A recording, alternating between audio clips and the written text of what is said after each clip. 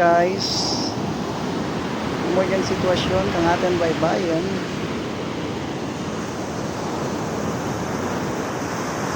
Wala guys, sila dyan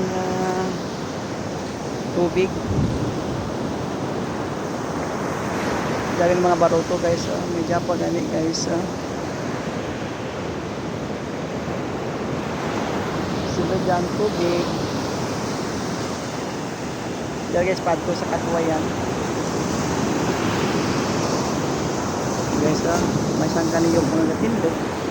Sila guys, ipataka sa mga baruto.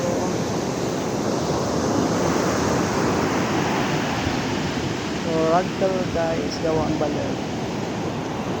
So, dyan guys, ang esplanade. Kang baybay. So, just punta na yun. Padto sa Katuwayan. Pagsulod dyan guys, ang tubig. So, may helmet pa ganyan guys nga gadagsa.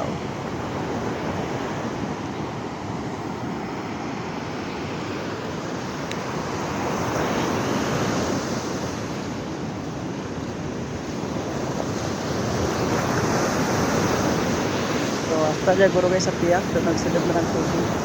May tubig ng doon. Kaya guys sulod na dyan tubig ang salahan.